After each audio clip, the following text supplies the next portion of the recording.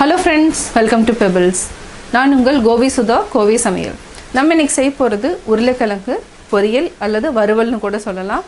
அதாவது உருளைக்கிழங்கு வந்து நம்ம சிப்ஸ் எப்படி கட் பண்ணுறோமோ அதே மாதிரி கொஞ்சம் தின்னா இல்லாமல் கொஞ்சம் திக்காக கட் பண்ணிக்கலாம். அதுக்கப்புறம் இது கூட மசாலா சேர்த்து செய்ய போகிறோம். வாங்க எப்படி செய்கிறதுன்னு பார்க்கலாம். நம்ம ஃபஸ்ட்டு உருளைக்கிழங்கு தோல் சீவி தண்ணியில் போட்டுக்கலாம். உருளைக்கிழங்கு இந்த மாதிரி நீட்ட வாக்கில் இருந்துச்சுன்னா இன்னும் நல்லாயிருக்கும். இது மாதிரி எடுத்துக்கோங்க. ஃபஸ்ட்டு உருளைக்கிழங்கை வந்து இந்த மாதிரி ரவுண்ட் ஷேப்பில் கட் பண்ணி எடுத்துக்கலாம். திக்னஸ்ன்னு பார்த்திங்கன்னா இந்த மாதிரி திக்னஸ் எடுத்துக்கலாம். இதே மாதிரி நம்ம எல்லாத்தையுமே கட் பண்ணி எடுத்துக்கலாம். எல்லாமே இந்த மாதிரி கட் பண்ணிட்டோம். இதை வந்து என்னென்னா ட்ரிங்கிங் வாட்டர் எடுத்துகிட்டு சால்ட் ஆட் பண்ணிவிட்டு கல்லுப்பு ஆட் பண்ணிவிட்டு இந்த உப்பு தண்ணியிலேயே ஒரு 10 மினிட்ஸ் வந்து ஊற வச்சுக்கலாம். 11 minutes later.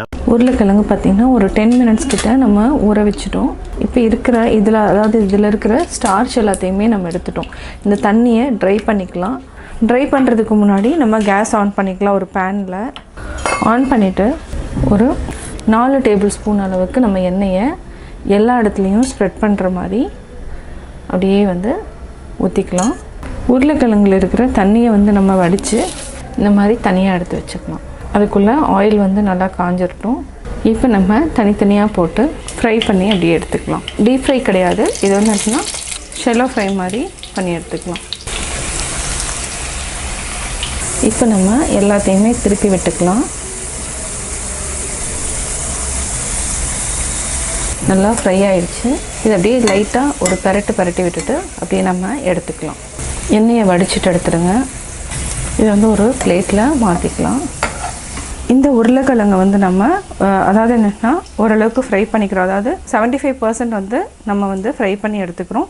25% வந்து நம்ம ஃப்ரை பண்ணல. இதுக்கு தேவையான மசாலா என்னென்னு பார்த்துடலாம். இதுக்கு ஒரு 1/2 டீஸ்பூன் அளவுக்கு நம்ம தனி மிளகாத்தூள் எடுத்துக்கலாம். சிட்டிகை மஞ்சள், கரம் மசாலா 1/4 டீஸ்பூன் அளவுக்கு எடுத்துக்கலாம்.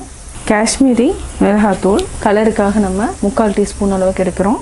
அது மட்டும் இல்லாமல் சீரகத்தூள் 1/4 டீஸ்பூன், கொஞ்சம் லைட்டாக புளிப்புக்காக நம்ம அம்ச்சூர் பவுடர் 3/4 டீஸ்பூன் ஆட் பண்ணுறோம். சாட் மசாலா 3/4 டீஸ்பூன். இப்போ நம்ம இதையே நல்லா மிக்ஸ் பண்ணிக்கலாம். தனியாத்தூள் நம்ம ஒரு 1/2 டீஸ்பூன் ஆட் பண்ணிக்கலாம். அதாவது இந்த உருளைக்கிழங்குக்கு போடக்கூடிய மசாலா வந்து இதுதான். இதையும் நல்லா மிக்ஸ் பண்ணிக்கலாம். சாட் மசாலாவில் உப்பு இருக்கிறதுனால நம்ம உப்பு கொஞ்சம் கம்மியாகவே ஆட் பண்ணிக்கலாம். அவ்வளோதான். இதை மசாலா ரெடி பண்ணியாச்சு. அதே பேனில் நம்ம கொஞ்சமாக சீரகம் போட்டுக்கலாம். இதுக்கு 2 பூண்டு வந்து நம்ம பொடியாக நறுக்கி ஆட் பண்ணிக்கலாம். பூண்டு நல்லா ஃப்ரை பண்ணிக்கணும். அப்போ தான் வந்து இது வந்து டேஸ்ட்டாக இருக்கும். இந்த உருளைக்கிழங்கு வறுவல் வந்து கொஞ்சம் ஃப்ளேவராக நல்லாயிருக்கும். பூண்டு பிடிக்காதவங்களுக்கு ஆட் பண்ண வேண்டியதில்லை. ஒரு பெரிய வெங்காயத்தில் பாதி இருந்தாலே போதும்.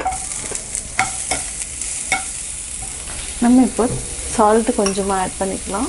இது நல்லா அப்படியே வந்து வதக்கிட்டு ஒரு சிலருக்கு அந்த பச்சை மிளகாயோட ஃப்ளேவர் பிடிச்சதுன்னா கொஞ்சமாக பச்சை மிளகாய் கூட ஆட் பண்ணிக்கலாம். ஆல்ரெடி ஃப்ரை பண்ணி வச்சுருக்கிற உருளைக்கிழங்கை ஆட் பண்ணிக்கலாம். இதுலேயே வந்து ஆல்ரெடி எண்ணெய் ஜாஸ்தி இருக்கிறதுனால நான் வந்து 1/2 டீஸ்பூன் அளவுக்கு தான் எண்ணெயே விட்டுருக்கேன். இது நல்லா ஃப்ரை ஆகட்டும். நல்லா ஃப்ரை பண்ணிட்டோம். ஆனியன் நல்லா ஃப்ரை ஆகிடுச்சு. ஆல்ரெடி மிக்ஸ் பண்ணி வச்சுருக்கிற பொடியை வந்து நம்ம போட்டுக்கலாம். இது நார்மலாக பார்த்திங்கன்னா எப்படி வந்து அந்த உருளைக்கிழங்கு வறுவல் நம்ம சாப்பிடுவோமோ கொஞ்சம் கிறிஸ்பியாகவும் இருக்கும், அதாவது ஃப்ளேவராகவும் இருக்கும். அந்த ஆம்ச்சூர் பவுடர் சாட் மசாலானோட ஸ்மெல்லோடு இருக்கும்.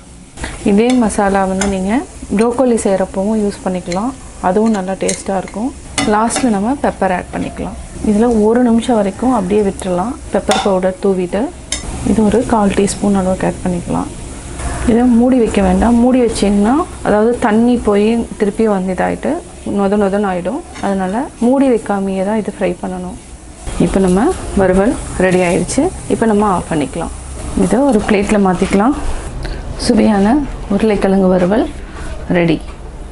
உருளைக்கிழங்கு வறுவல் எப்படி செஞ்சுங்கிறத பார்த்தீங்க. நீங்களும் வீட்டில் ட்ரை பண்ணி பாருங்கள். இது வந்து என்னென்னா ரச சாதம், தயிர் சாதம், அது மட்டும் இல்லாமல் சப்பாத்திக்கும் நீங்கள் சைட் டிஷ்ஷாக வச்சு சாப்பிட்லாம்.